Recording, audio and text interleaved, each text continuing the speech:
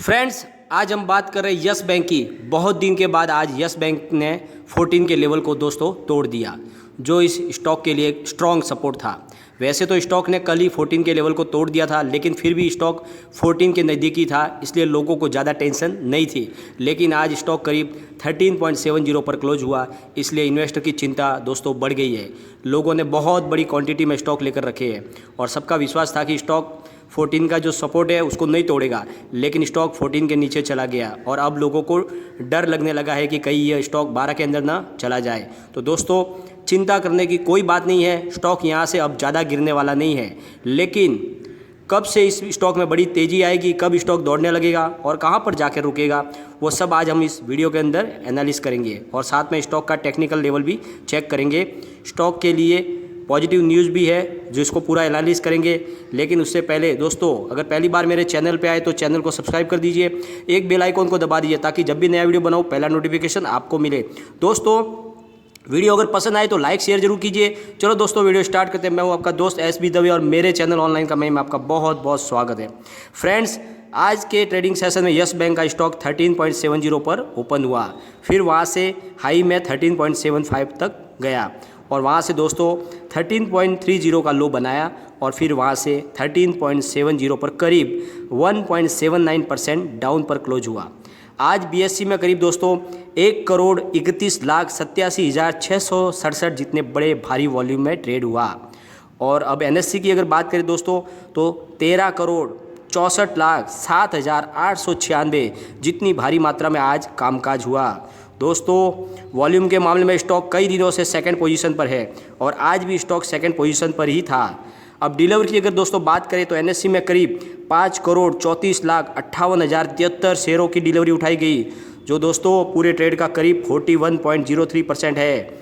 जब दोस्तों इतनी भारी मात्रा में अगर डिलीवरी बेस काम हो रहा है तो आपको चिंता करने की कोई बात नहीं है, कोई ज़रूरत नहीं है। दोस्तों, स्टॉक बहुत जल्द ऊपर की ओर दौड़ने लगेगा। आज की गिरावट अकेले यस बैंक में नहीं थी दोस्तों, पूरे बैंकिंग सेक्टर में थी।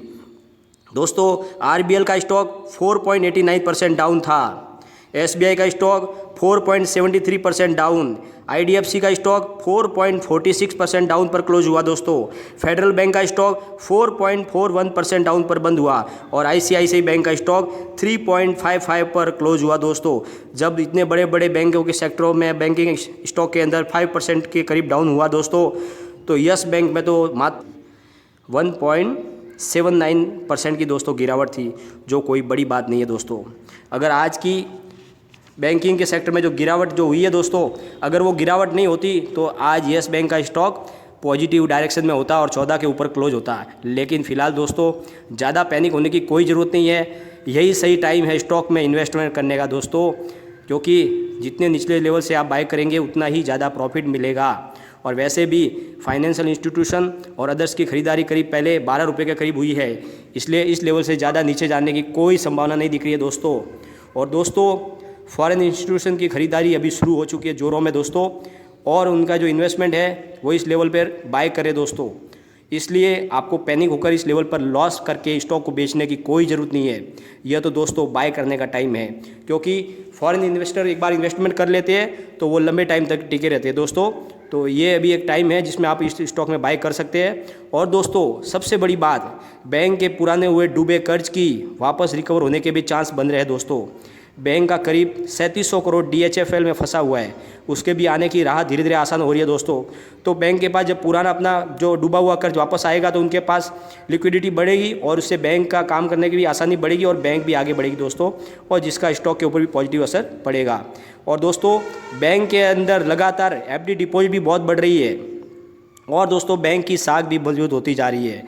बैंक के नए डिजिटल प्रोडक्ट लोगों को बहुत पसंद आ रहे हैं दोस्तों, इसलिए इन सब का स्टॉक के ऊपर बहुत असर पड़ेगा और स्टॉक दोस्तों आगे दौड़ने लगेगा।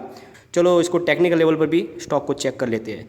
एक दिन के हिसाब से देखिए दोस्तों तो मूविंग एवरेजेस, टेक्निकल इंडिकेटर्स और मूविंग एवरेज क्रॉस ओवर तीनों ही बेरिश बन रहे हैं।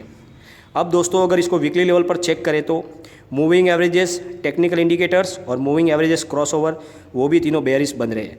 और दोस्तों, अब अगर इसको मंथली लेवल पर हम चेक करते हैं तो moving averages bearish, technical indicators bearish और मूविंग एवरेजेस क्रॉस ओवर वो भी बेरिश बन रहा है, यानी तीनों बेरिश बन रहे हैं। तो टेक्निकल लेवल के हिसाब से अगर देखें तो एक महीने भर के लिए स्टॉक के अंदर मंदी का माहौल दिख रहा है दोस्तों। तेज़ी की संभावना कम दिख रही है। अब दोस्तों ज़रा इसको कम्युनिटी सेंटीमेंट की बात करें तो उसको भी चेक कर लेते हैं। दोस्तों 18% सेल निकल कर आ रहा है दोस्तों कम्युनिटी सेंटीमेंट में, 6% होल्ड की पोजीशन बन रही है और 76% बाय की कॉल बन रही है दोस्तों। तो ज़्यादातर लोगों का सेंटीमेंट स्टॉक को बाय करने की तरफ है, लोग इसको स्टॉक को लेके बुलिश है। और दोस्तों अगर आप मेरा ओपिनियन पूछे तो मैं भी स्टॉक को लेकर बुलिश हूँ और मैं भी कम्युनिटी सेंटीमेंट के साथ ही हूँ और मेरा ओपिनियन है कि स्टॉक अभी दौड़ेगा और ये इसमें इन्वेस्टमेंट करने के लिए सबसे शानदार समय है दोस्तों। इस स्टॉक में अगर आप इन्वेस्टमेंट करोगे तो इसमें आपको प्रॉफिट की बड़ी संभावना है। और दोस्तों मैं इस लेवल पे आपको ख़रीदारी की सलाह देता हूँ, क्योंकि दोस्तों एक बार बैंकिंग सेक्टर में अगर तेज़ी शुरू हो जाएगी तो ये स्टॉक 16 के पार होगा।